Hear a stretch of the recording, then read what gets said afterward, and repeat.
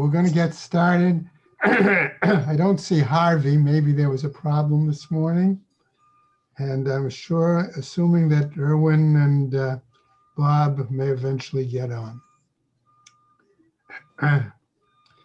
Sponsors, Dr. Paul Koningsberg, in memory of his brother, Dr. Sam Koningsberg, Shimon Reuven ben Labish, and Ed Goldberg's cousin, Nisan Hara, Nisan ben Fardosa.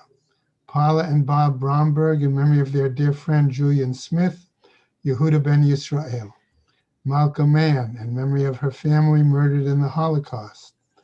Harav Tzvi Hirsch ben Shlomo Yaakov, Sarah bat Ephraim, Yisrael David ben Harav Tzvi Hirsch, Ephraim ben Harav Tzvi Hirsch, Adia bas Harav Tzvi Hirsch, Miriam bas Harav Tzvi Hirsch, Pesel bas Harav Tzvi Hirsch, Shalom ben Harav Tzvi Hirsch, Shlomo Yaakov ben Harav Tzvi Hirsch, Shmuel ben Harav Tzvi Hirsch, the many friends of Dr. Marvin Blush, Moshe Shalom ben Yitzchak Halevi, friends of Toby Paris, Sarah Tova bat Yisrael Dov, friends of Malka Levi, Malka bat Yosef, friends of Avi Gitler, Avrameir ben Shimon, Shal Shur, her children and grandchildren, in memory of her uncle, founding member of BRS, Dr. Israel Brook, Yisrael ben Harav Akiva.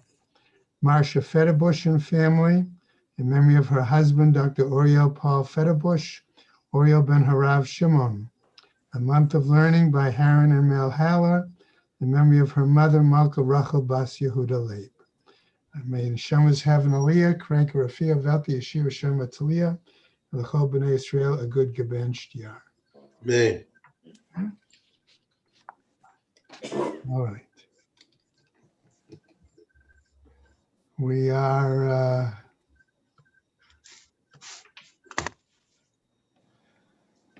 on Nun Dalet Amud Aleph. All right, we got to the point, just quickly reviewing and then getting back in, where we saw that Rav Yosef discussed this example, the story that we saw of Rav Safra and his colleagues.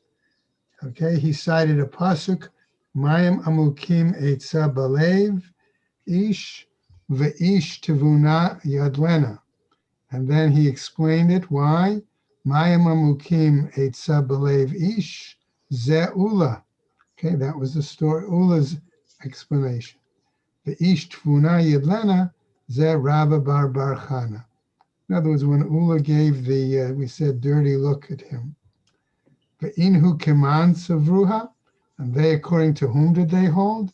Ki had Amar Rabbi Binyamin bar Yafet, Amar Rabbi Yochanan, in the name of Rabbi Yochanan, Mevorchim al ha'or, bein b'motzei Shabbat, bein b'motzei Yom HaKippurim, v'chein Amar dabar. That according to Rabbi Yochanan, the people would say a blessing, okay, over the candle at the end of Shabbat, and likewise the part perhaps of Havdalah, and likewise at the end of Yom Kippur. And so the people carried out. Right? So that's where we left off yesterday. Good. Right? So we pick up, now today's Gemara is on the long side, not necessarily difficult.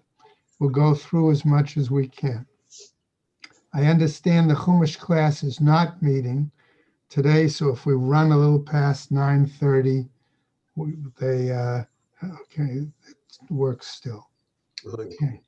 Meitive. Now this was challenged with the following Braita. Ei mevarchin al haor ela b'motzei Shabbat. That according to the Braita, one only says blessings on the candle or the light at the end of Shabbat. Ho'il utchilat briatohu. Why? Because that was considered the time when fire was created. In other words, as we're going to see in a moment, a further explanation. V'kevan shura'eh mavorech miyad, says the Braita. And when one sees the fire immediately, one blesses. Rabbi Yehuda Omer, says Rabbi Yehuda, Sodran al Hakos. According to Rabbi Yehuda, right, you arrange the fire as part of the Havdalah, service. okay, and do all of those blessings as arranged in the appropriate order. V'amar Rabbi Yochanan, and Rabbi Yochanan says, halacha ka Rabbi Yehuda, that the law is like Rabbi Yehuda. Now that seems problematic because it just see before, right, that we're citing a statement in the name of Rabbi Yochanan, the Braita, okay, that seemed to imply differently. Lo kasha, says the Gemara. That's not a problem. Kan ba'or sheshavat. All right, and this was the term that Zev, that you used to me yesterday, right? Or Sheshavas, right? I asked you about Ner Sheshavas, yes. Right, and that's, here it is right here, okay? And I hadn't picked up on it, I'm sorry, okay? In other words, or Sheshavas, kan ba'or hayotzei min ha'etzim hu min ha'avanim. So what do we mean by or Sheshavas? Okay, it's more, right, it's more than just a fire that rested. It existed before. In other words, it's a fire that was kindled before Shabbat, and therefore there's no prohibition regarding its kindling. And as a result, one can say the blessing over it, okay? In that, okay, therefore, since it was kindled, or it was kindled in a permitted manner, for example, for a dangerously ill person. Okay? And if that's the case, okay, then it was kindled and it was remained burning over all of the Shabbat or all of the Yom Kippur, okay? And then one can say the blessing over it afterwards. But that's different from a candle that was lit after Shabbat, okay? Right? Because there we see that when it's kindled, it means it was done when fire was created after the conclusion of Shabbat. And therefore the Gemara says, Kan or Shabbos, right? Light that was, as we say, rested. Okay, in other words, it was in existence throughout Shabbos or Yom Kippur, as opposed to Kan or Hayotzei min ha'etzim umin ha'avanim.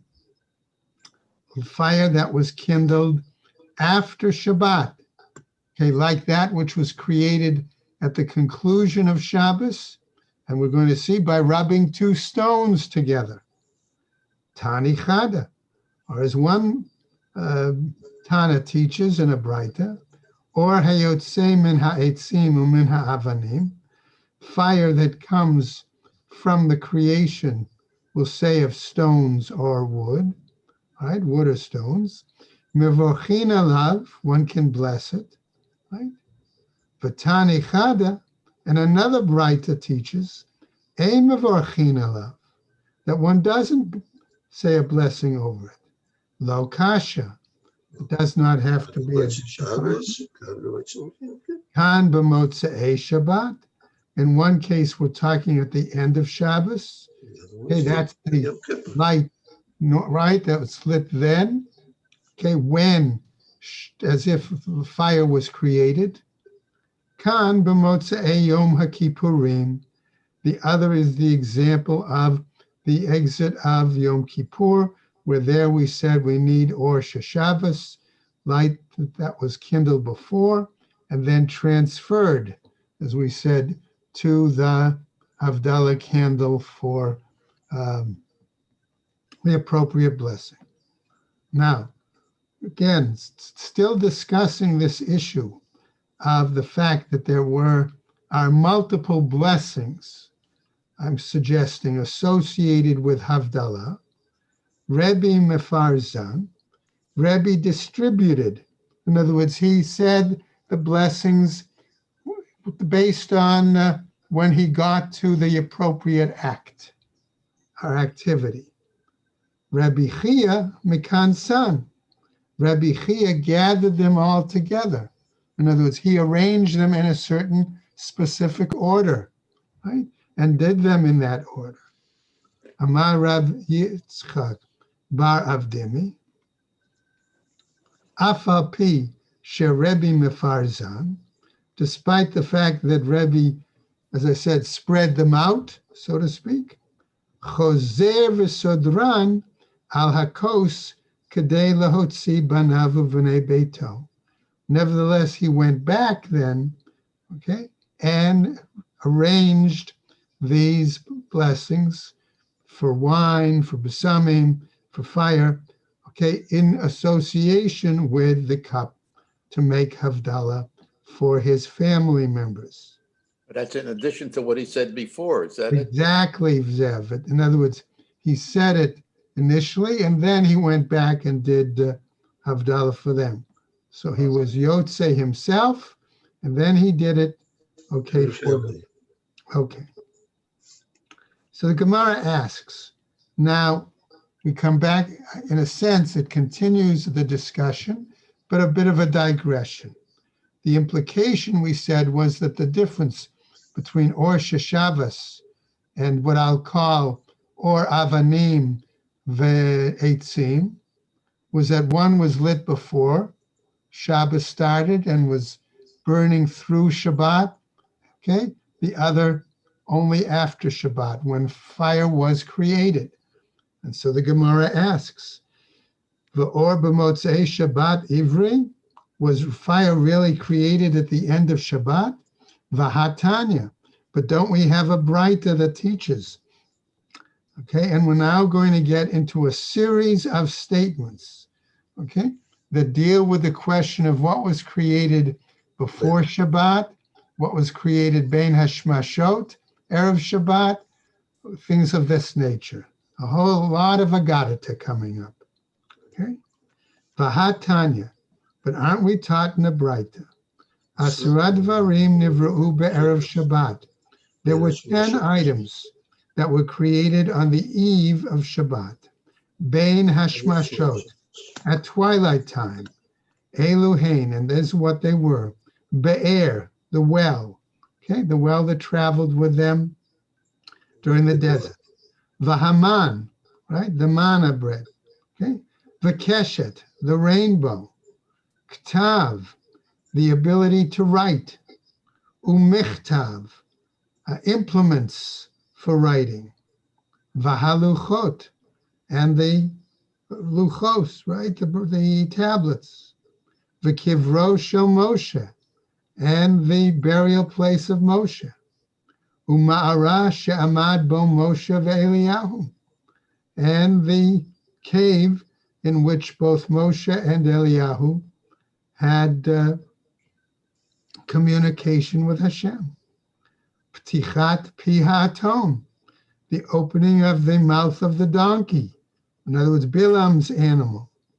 Uptichat pi ha'aretz livloa et harishaim. Okay, that of course is the earthquake that swallowed those who were right, Korach and his crew. Now, I heard also that the ram that Avram sacrificed. we're going to get to, you're good, right, Zev, we're going to get to that. Oh yeah. Gemara is going to have somebody suggest that as well. Okay? Baruch Shekivanta. Right? Rabbi Nechemia Omer says Rabbi Nechemia Mishum Aviv. Okay, in the name of his father. Af Haor. So likewise fire, claiming that fire was created before Shabbat started. Vahapered, and the mule. Okay? Now, Rabbi Yoshia Omer Mishum Aviv. And here's the case, Zev. Af ha'ayil. Oh right? yeah. The ayil, the ram that Avram found in place of Akedat Yitzchak. Vahashamir, and the, let's call it the worm that was used, right, by Shlomo in order for the building of the Beis HaMikdash to carve the stone. Rabbi Yehuda Omer, And he says, Af Hatsevat, the tongs. Now the Gemara says, Hu haya omer tzavta. He said it was the tongs, but tzavta met avda. But tongs are made by use of other tongs. V'tzavta kamaita man avad. And the first tongs, who could have made it then? Ha lai. Okay, what are we saying here then? B'rei bidei shamayim he. That it was created somehow through the hands of heaven. Amarle, that's what he told him. So he responds, right? Efshar ya'asena b'tfus v'yikva'ena kivan. Isn't it possible to make tongs by having some sort of a form and then lining them up, aligning them so that they will come out in a certain way? Halai, according to how? According to what method? B'rei bidei adamhi. That tells us that it's birya. It's something that was created by human. Lo kasha. Here we don't have to see a disagreement, a problem. Haba or didan. And here we're talking about the fire that we created, humanity. Haba or de Gehinam. And there, okay, when it talked about the early fire, okay, before Shabbos created, we're talking about the light, the fire of Gehenna. Which pair of tongues are they talking about? The first original ones. Right, the first original ones that were be used in the temple. Oh, all right. Or Didan, b'motzei Shabbat. The fire that we created was done on the exit of Shabbos. Or the Gehinam, right? Or a fire of Gehenna, be'erev Shabbat, on the eve of Shabbat. So the Gemara asks, V'or de Gehinam be'erev Shabbat ibrei? Was the fire of Gehenna really created on the eve of Shabbos? Right? V'hatanya. But aren't we taught elsewhere in the Braita? Shivat varim nivra'u kodem shenivra ha'olam. That there were 7 things created before the creation of the world. Ve'eluhein, and these are number 1, Torah.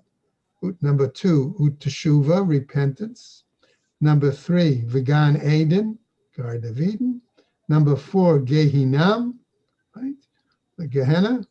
Number 5, V'kisei HaKavod, okay, the divine throne.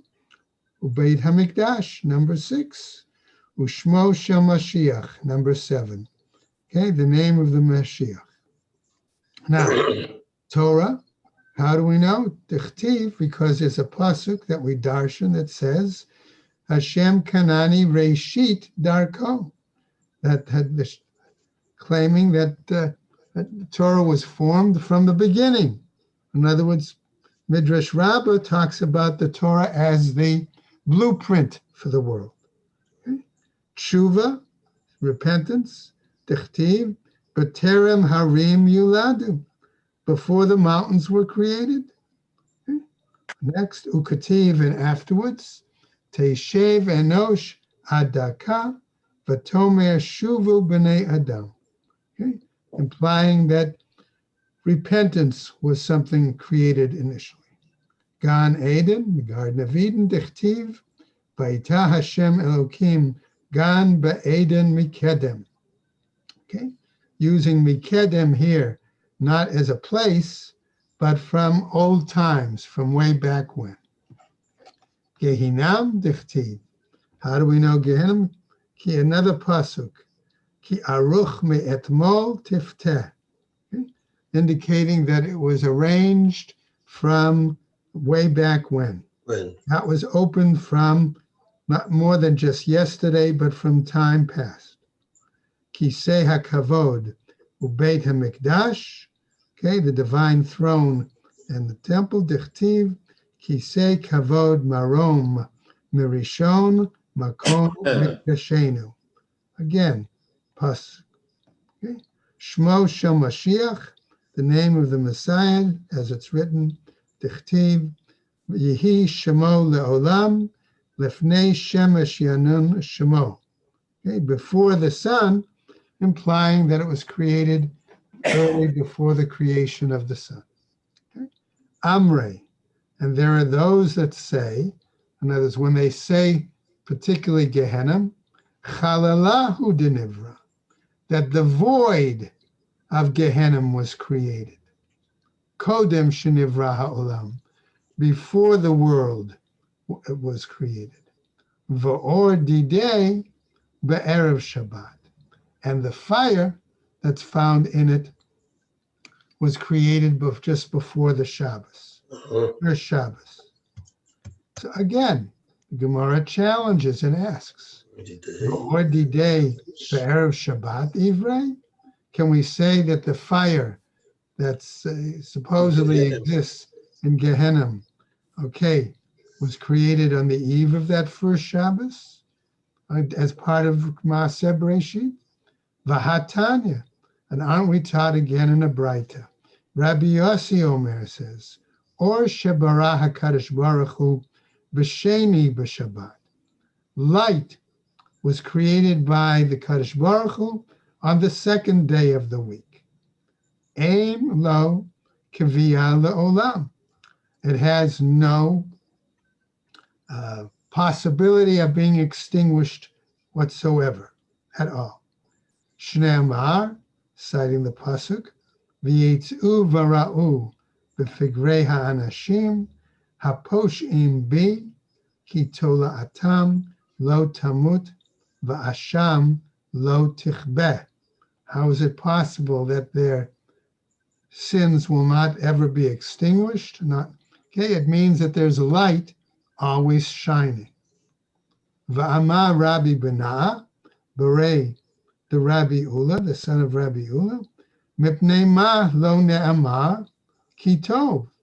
Why then, if you're saying that fire was created, or light, let's say, was created on the second day, why doesn't it say there the phrase ki tov like it does regarding other creations? Right? B'Shabbat, on that second day, Mipnei shenivra bo or shel Gehinnom, because it was created as the light of Gehinnom. V'amar Rabbi Elazar, he says, Af al pi shelo ne'amar bo ki tov, even though it was not said on it, namely on that second day, ki tov, chazar klalo b'shishi. Okay, afterwards it came back, and I'm going to say included it as part of the sixth day. Right? Shana Amar, as it says, Vayar Elohim et kol asher asa v'hinei tov ma'od. Okay? At the end there. Now, therefore, says the Gemara, Ela chalala kodem shenivra olam. Therefore, we are saying now that the void of Gehenna was created before the world. V'or didei, and the light, its fire, b'sheni b'Shabbat, on the second day of the week. V'or didan, and our fire, our ability to create fire, human ability to create fire, b'machshava ala the bri'at be'erev Shabbat. It came into Hashem's mind, okay, that it should be created, I'm going to say, on the eve of Shabbos. V'lo nivra ad motzei Shabbat. But it was not created, in other words, come into existence until after Shabbat. The Tanya Rabbi Yossi Omer, because the Braita says Rabbi Yossi teaches, says, Shnei dvarim alu b'machshava libarot be'erev Shabbat v'lo nivra'u ad motzei Shabbat. That there were two items that came into Hashem's consciousness, let's say, to be created on the eve of Shabbos, but they were not actually formed and created until the end of Shabbos. U'b'motzei Shabbat, Natana Kadosh Baruch Hu Deya Ba'adam Harishon. And at the conclusion of Shabbat, the Kadosh Baruch Hu, I'm going to say, shared the knowledge that he had in his perspective with humanity, okay, with the first man, okay, and therefore we see Me'ain Dugma Shel Mala, and gave him, so to speak, this example from on high. In other words, that's what we mean when he say he shared the knowledge of what had come into his mind conceptually with humanity. Vehevi shnei avanim, and man took two rocks, v'tachanan zo bazo, and he rubbed them together, v'yatza mehen or, okay, and out came fire. Vehevi shtei behemot, okay, not only that, but the second aspect, namely that the man took two animals, v'hirkiv zo bazo, and he put them into a position for one to mount the other, v'yatza mehen pered, and they came out as a mule. Okay. In other words, remember, mules are a combination of if I remember, a horse and a donkey, and therefore mule itself is not able to procreate. Okay? Now, Rabban Shimon ben Gamliel Omer, he says, Pered bimei anahaya, raising a question. But it was said that mules existed, okay, in the time of Anna. Shene'amar, as it says, right, in a pasuk, Hu Anna asher matzah et hayamim b'midbar, dorshei, I'm sorry, right, Hu Anna, he is Anna, asher matzah et hayamim b'midbar, that he found the animals when he was wandering in the wilderness. So the response, therefore, is Dorshei Chamurot Hayu Omri, that the rabbis here were interpreting, expounding on Torah symbolism, on verses that are difficult in terms of their meaning. And this is what they said, and implying this is what they meant. Ana Pasul Haya. Anna as a person was unable to procreate. Lefichach hevi psul la'olam, and therefore brought a similar kind of animal, okay, that was invalid for procreation into the world. Shene'amar, as it says, Eila b'nei Sa'ir hachori, that these are, again, says a pasuk, the progeny of Seir the Chorite. Who was Anna? He was living before Adam? After Adam. Well, who was, I never heard of Anna before. Yeah. Okay, the pasuk, I think Art Scroll, as I said, I've got a different edition of Art Scroll. Okay. But he cites the pasuk on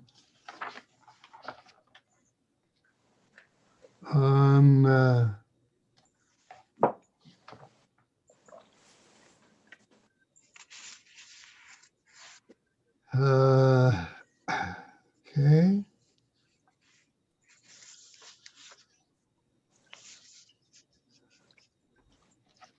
I think it's on 54A5, right? Yes. Okay. Hu ana asher matzat haya yemin b'midbar. Okay. Note 70. That was in Breshit 36:24. which teaches that Anna crossbred a donkey with a mare, and the latter gave birth to a mule. That's Rashi's explanation. That when it says he discovered the mules in the desert. Okay? All right, so that's the reference. Right. Now, Gemara wants to clarify what it means by that. Eila b'nei Seir hachori.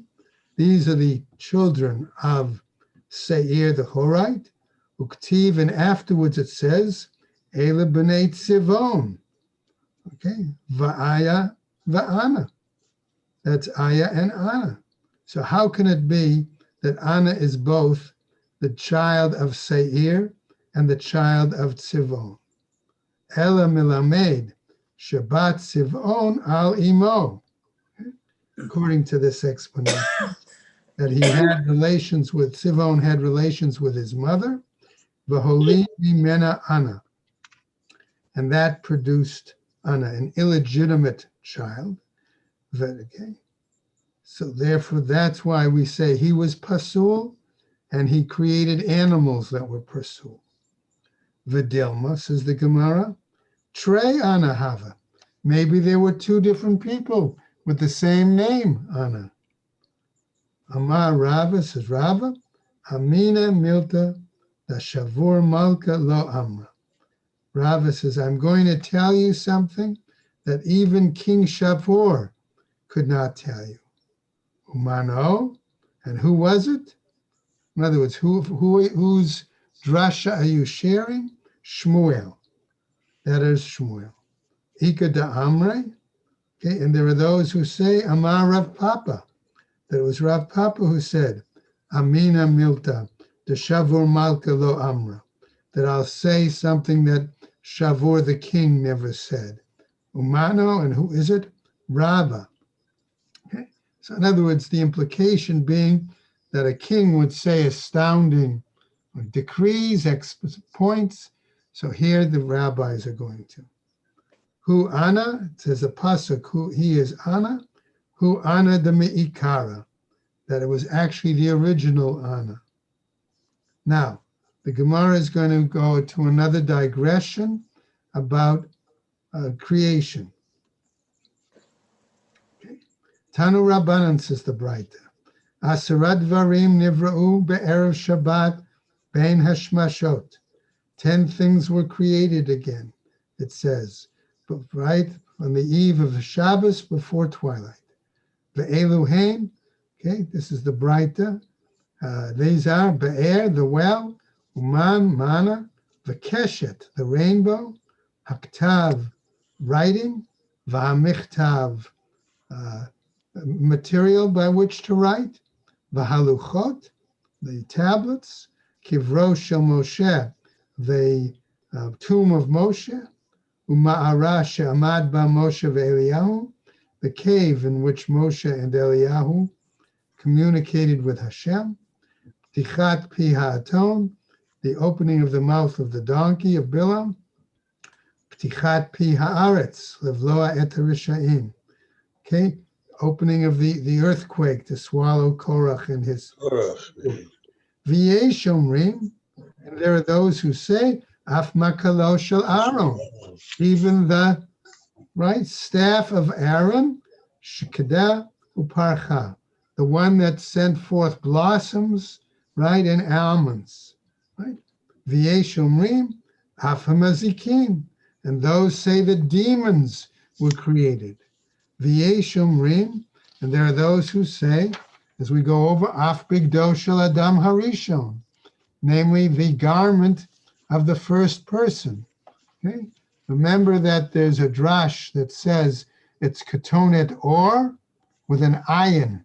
In other words, garments of leather, and Rabbi Meir made a drasha katonet or with an aleph, garments of light. Okay, Tanu Rabbanan, says a Braita. Shavad varim mechusim ibnei Adam.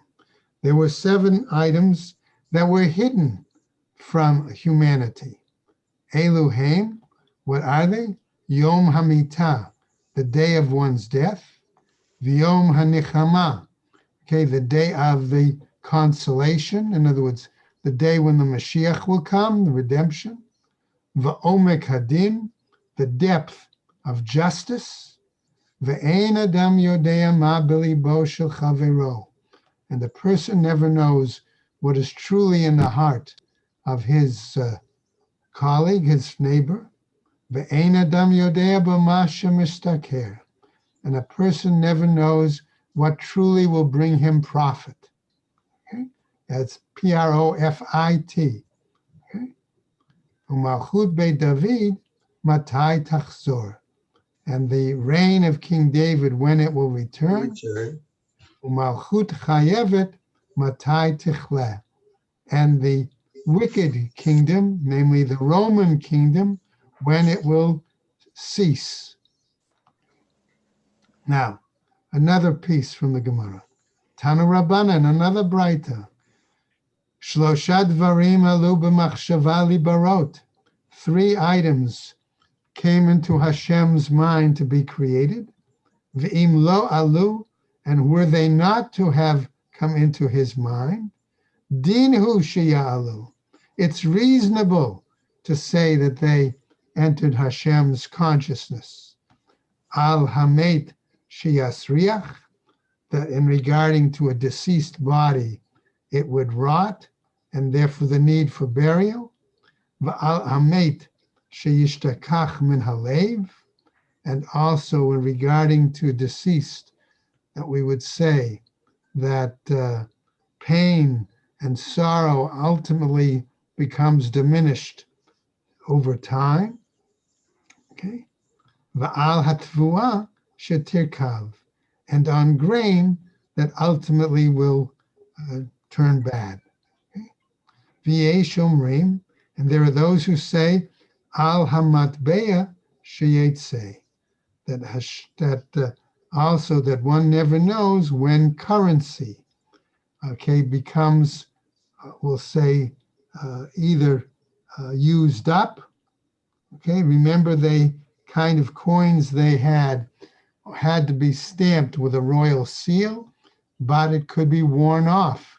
Once it's worn off, the coin was no longer usable as money. Okay, new Mishnah. Okay, we'll keep on going. All right. Back to the topic of minhag. Nitin, says our Mishnah. Makom shenahagu lasot melacha b'tisha b'av, a place where they had the practice to do work on the 9th of Av. Osin, we do. Makom shenahagu shelo lasot melacha, a place where their practice was not to do work. Ein osin, they don't work. Ubakol makom talmidei chachamim b'telim, and in all places the sages refrain from their work. Now, Rabbi Shimon ben Gamliel Omer, what did he say? Le'olam ya'aseh adam atzmo talmid chacham. That a person should, I'm going to say, imitate, okay, always the practice of the sages on Tisha B'Av. Now, according to the Gemara, Amar Shmuel. And now I'm going to just quickly point out that we're going to make a comparison between what the Gemara calls Ta'anit Tzibur and other situations. And we need to understand that Ta'anit Tzibur here primarily refers to a communal fast because of a drought. Because needing rain, right? Right? And so therefore what they would do is have a series of fast days. Okay? In Ta'anit, Gemara Ta'anit, it discusses how they would take out the aron from the shul, bring it into the public square, things like that. They would declare one. If no rain, then declare a second. More severe, then if still no rain, declare a third fast. Okay? So we're talking about communal fast days for drought. Okay. Ein ta'anit tzibur b'Bavel. He says there is no communal fast for drought in Babylonia. Ela Tisha B'Av Bilvad, but only the 9th of Av is a communal fast. In other words, they did not declare in Bavel such fast for droughts because they had rivers and therefore they could use the rivers for irrigation, okay, for the crops, as opposed to relying on rain, which was the question, okay, in Eretz Yisrael. Lamemra, does this come to tell us? The Savar Shmuel Tisha B'Av Bein Hashmashot Shelo Asur, that according to Tisha B'Av, for Shmuel, that at night, okay, work and other activities were prohibited. Va'amar Shmuel, but didn't Shmuel say, Tisha B'Av Bein Hashmashot Shelo Mutar? That didn't he say that on the eve of Tisha B'Av, in other words, twilight of Tisha B'Av, okay, it was permitted to eat or to work or things like that. V'chitema, and if you want to say, Kesavar Shmuel Kol Ta'anit Tzibur Bein Hashmashot Shalom Mutar, and if you're therefore going to say that Shmuel holds that on the eve, let's say, twilight of a fast, communal fast for drought, okay, that it's permitted. V'ha'anan Tanan, but don't we ourselves teach Ochlin v'shotin miba'od yom, okay, that we permit people to eat and drink throughout the day. Lema'ute mai, to exclude what? Lav lema'ute bein hashmashot. Doesn't the fact that we say that they can do it during the day come to exclude when it comes at the time of twilight? Lo, no, says the Gemara. Lema'ute m'shechashecha. No, it comes to exclude once the time it gets dark. Okay. Nema misayele. So let's say then that this supports the following. Ein ben Tisha B'Av, the Yom HaKippurim, there is no difference between the 9th of Av and Yom Kippur, Ele shezeh sfeiko asur, but rather that he regards the uncertainty vis-a-vis eating or drinking in one case is forbidden, v'zeh sfeiko mutar, and there the other, the uncertainty is permitted. So the Gemara asks, "Mai sfeiko mutar?" What do we mean when we say the uncertainty vis-a-vis eating and drinking is permitted? Lav bein hashmashot? Aren't we talking about twilight? Lo, no, says the Gemara. Kedemar Rav Shisha bered the Rav Idi. No, he says, because it's based, he says, l'kaviyah diyarcha, on the establishment of the month. Hachanami l'kaviyah diyarcha. Here too, we're talking about the establishment of the month. Now, we find the following, therefore. Darash Rava. Rava gives the following drasha. Ubarot, pregnant women. Umanikot, and nursing women. Mitanot, okay, are expected to fast. Umashlimot bo, okay, and they fulfill. We're going to explain it in a moment. What does it mean they complete or fulfill? Kederech shemitanot umashlimot b'yom hakippurim. The same way they must fast and complete, fulfill on Yom Kippur. So in other words, if they can't fast part of the day on Yom Kippur, they have to fast on another occasion. Likewise, Rava is saying that applies to Tisha B'Av. Ubein hashmashot shalom, excuse me, and twilight, according to him, it's forbidden. V'chein amru, okay, shmaya the Rabbi Yochanan. And likewise they said in the name of Rabbi Yochanan. Namely, Gemara asks, Umi amar Rabbi Yochanan hachi? Did Rabbi Yochanan really say this? V'ha'amar Rabbi Yochanan. And didn't Rabbi Yochanan say, Tisha B'Av eino k'ta'anit tzibor, that the 9th of Av is not like a communal fast for drought, right? My love, what are we talking about? Is it not the Bein Hashmashot for twilight? Lo, he says, no, L'melacha, in regards to work. Melacha, work. Tanina, we learned this. Our Mishnah said, Makom shenahagu la'asot melacha b'tisha b'av osim. The place where it was customary to work on Tisha B'Av, one can work. Ubamakom shenahagu shelo la'asot, and the place where one does not have the custom to work, ein osim, one doesn't work. Va'afilu Rabban Shimon ben Gamliel, and even Rabban Shimon ben Gamliel says, Lo amar ela dechi yativ v'lo avid lo michzei ki Yehura. Okay, that's only a situation where the person can, so to speak, sit and not work, and it doesn't appear like it's Yohara, like it's arrogance. It's like presuming his status. What? Aval mesa lo asar, but it's not prohibited.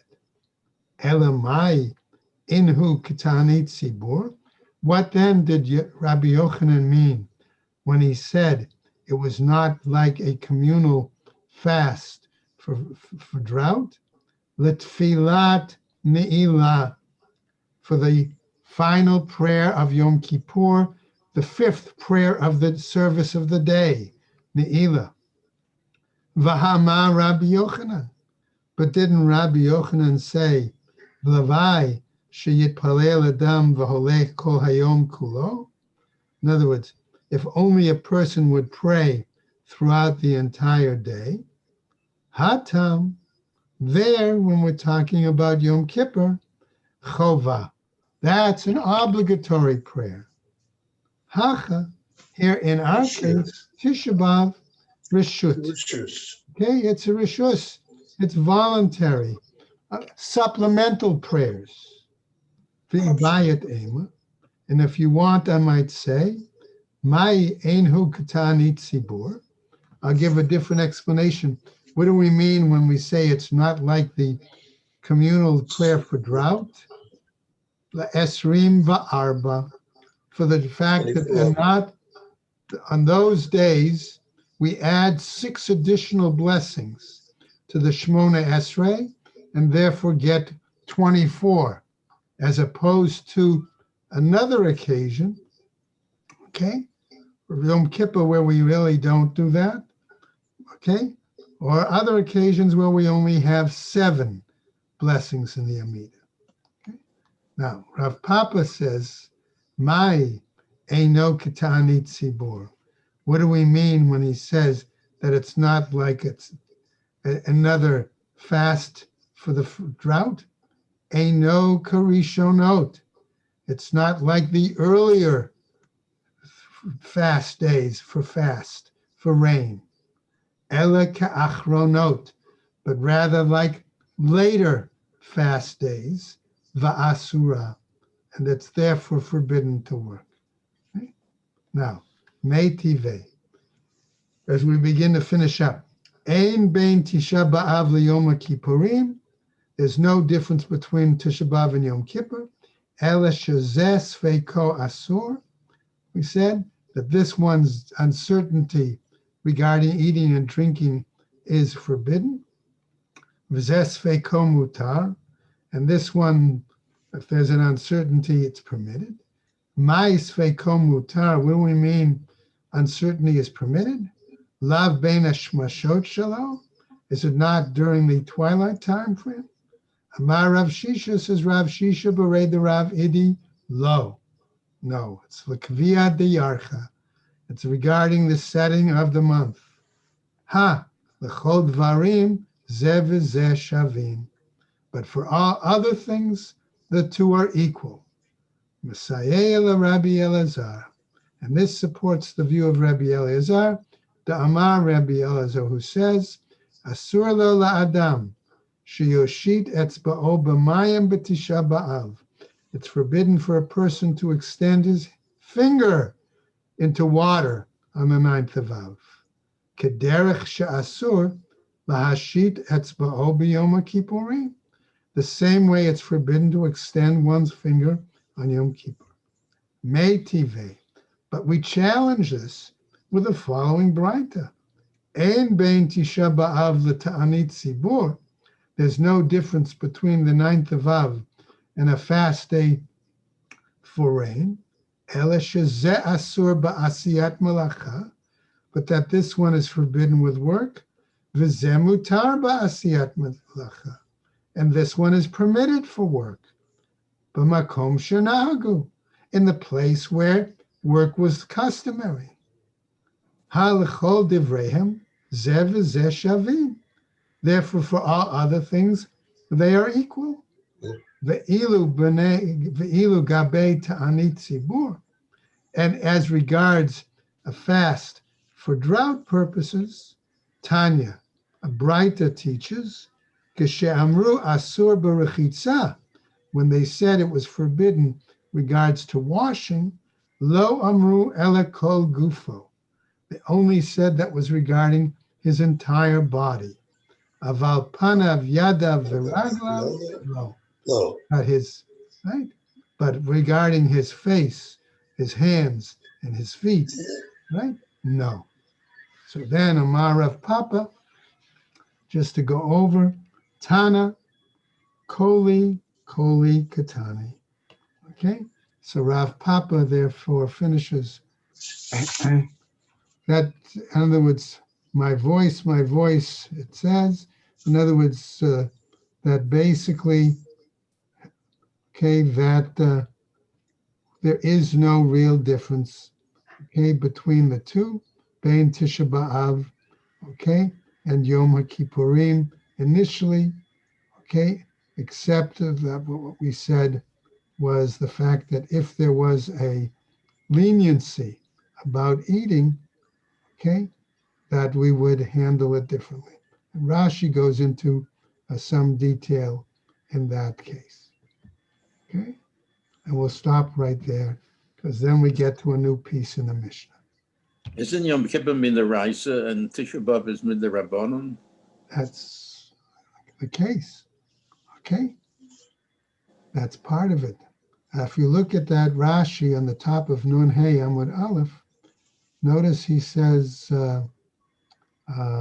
basically, Kol Hani Ein Bein Chad Tana Amrinhu V'Kule Kule Nakat Beresha Tana, right? Ein Bein Tisha B'Av Kal Miyom Kippurim L'Chadchila Ela Shazes Ve'Kol Chule. B'Seifa Tana Ein Tisha B'Av Kal Mita'anit Tzibur Ela Le'inyan Malacha U'Bechumrei Dechamir Tisha B'Av Mita'anit Tzibur Lo Aire Hacha De Tidok Mina Zeh V'Zeh Shavin U'Le'olam Le'inyan V'Chitza Tisha B'Av Chamer. Okay, so in other words, there's still Tisha B'Av is closer to Yom Kippur than it is to the communal fast days declared by the community for drought. Right. So you're right that on the one hand, Yom Kippur is the Oraita, Tisha B'Av is the Rabbanan, and a fast day for drought is in a sense the Rabbanan by the people. But Tisha B'Av is still more stringent, being closer to Yom Kippur. Okay? All right, so as I said, we'll stop there and got long Amudim tomorrow too, but we'll start back at 8:30. Okay, tomorrow. I don't know if Harvey made it. No, I guess he did not today. Okay. Chodesh Tov, everyone. Be Chodesh well. Thank Tov, you. everybody. All right, Yashikayach and Chodesh Tov. Good Chodesh. reminder.